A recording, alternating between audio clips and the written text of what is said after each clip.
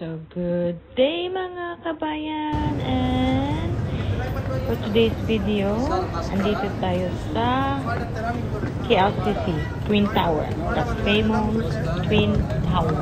Sabi nila, para siyang lover na naka-holding hands sa isa't isa, na ayaw magsawa. So, yan. So, yung KLCC front view. Itutur ko kayo from front view papunta likod, the back view and the front view para makita niyo yung view sa umaga.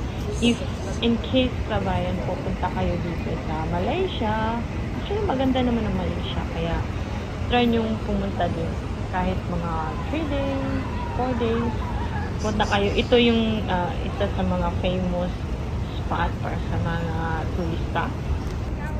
Talagang dinadayo siya. So, pag pumunta kayo, dapat bumili ka o gusto nyong umakyat dito sa may Twin Tower, mag-book kayo ng ticket earlier. So, kasi meron siyang ticket earlier na may numbers lang na kung ilan lang ang pwede that day. So, ito yung front view. So, dinadayo talaga to siya sa mga pupunta kasi talagang maganda siya.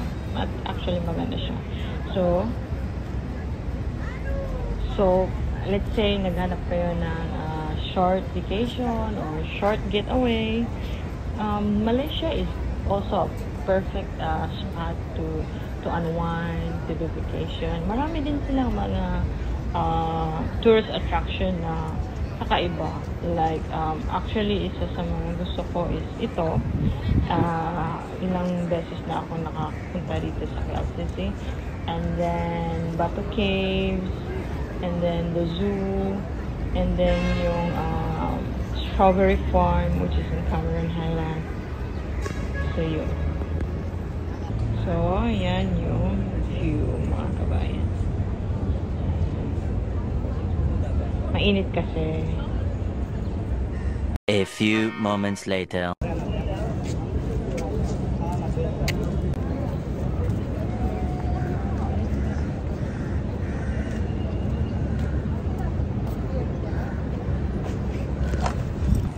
So now, papasok muna tayo. Then, lulusot tayo sa kabilang banda. Dun sa may, if nakita nyo yung previous videos ko, yung sa may fountain, gabi na yun. So, punta tayo dun para makita nyo yung view on a daylight.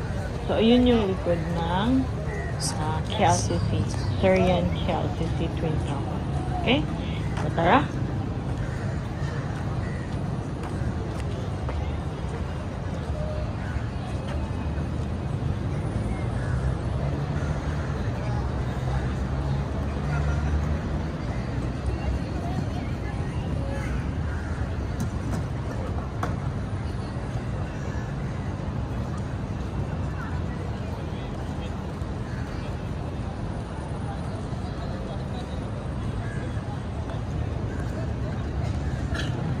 $2,000 years later. So, yan. Nandito na tayo sa likod ng KLCC. Dito yung dancing fountain. Makikita nyo. Ito yung view. So, actually, malaki siya. May, may garden pa siya doon sa dulo. Parang meron din siyang maliit na lake na karugtong nito. So, pwede nyo suyurin yung pupunta kayo doon.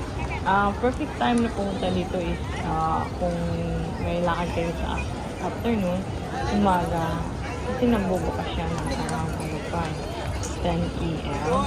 So, advice ko sa inyo kung gusto nyo manood ng surfing fountain din, pumunta kayo mga around 4 or 5.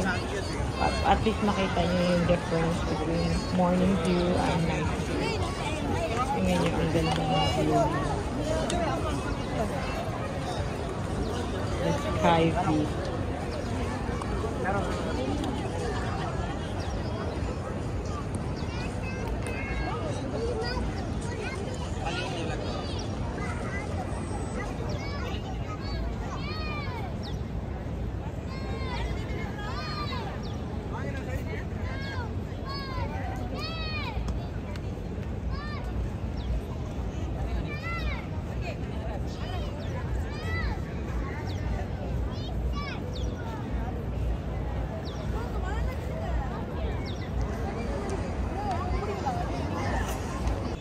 So, that's it for today's video, guys. And sana na-enjoy nyo yung parang dinala ko din kayo dito sa QLCC. Nakita nyo yung view. Imagine nyo, nandito kayo. Isa kayo sa mga tao na nandito. And please don't forget to share, like, and if hindi pa kayo nakasubscribe, subscribe na sa YouTube channel ko. And God bless you. And sa mga OFW na kagaya ko, ingat po kayo lagi. Bye-bye!